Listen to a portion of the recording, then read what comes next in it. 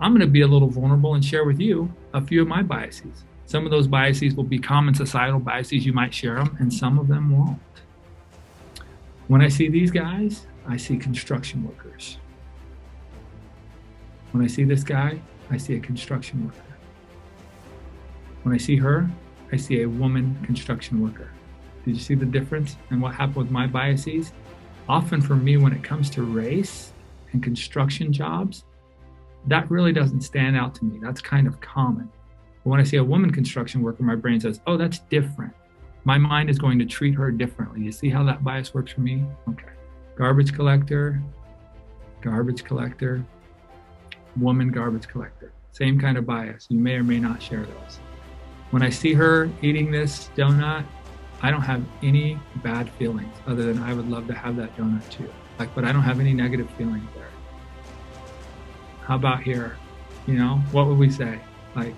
We would never think in our minds, boy, she should be eating carrots or a salad, right? We would never say that. But then someone would say, should she be eating that? Right? You see those biases, not necessarily race or even gender-based, but we have biases based on other societal factors. We see somebody smoking, we might question their self-control or their sophistication.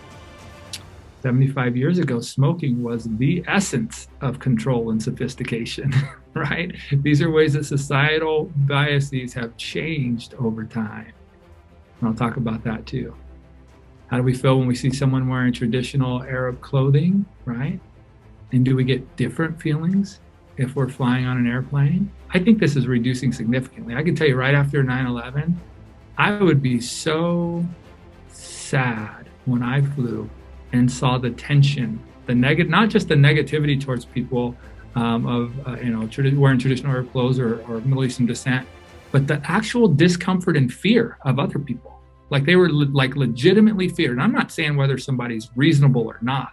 What I'm saying is they're sincerely held feelings. Just like sometimes when I'll be, if I'm going somewhere at night, if I'm in an elevator at night, if I'm walking somewhere at night and there's just a single lady kind of walking by herself to her car or something, I can see she's scared to death of me. And I think, is that reasonable? Of course not, but it's sincere.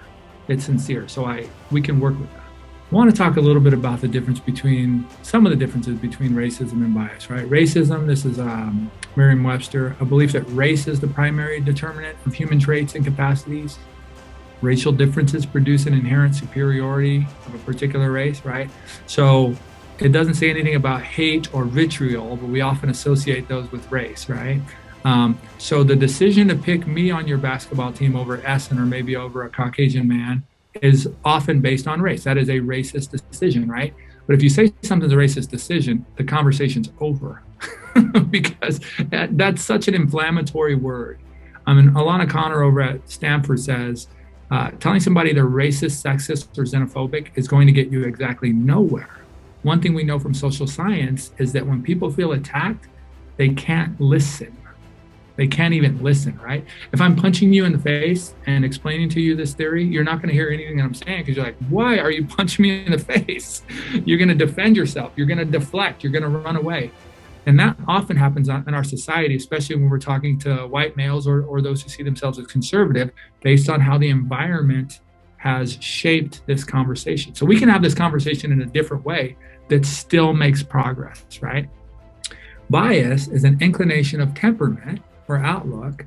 So especially a personal and unreasoned judgment, right? I just picked that because I just felt that way. My gut just told me that. Well, it's usually not the gut. It's usually the unconscious brain, the way that it works together. Those are some differences between the two. This is what happens as we learn people's stories, then we are able to reduce our biases. And especially when we came along as grandkids, we were able to reduce those biases. Biases against the LGBTQ community have significantly reduced. For example, in 1986, only 11% of people said that same-gender marriage should be allowed. In 2017, 68% of people said it should be allowed. And I bet that number is closer to 80. I bet it's closer to 90% now.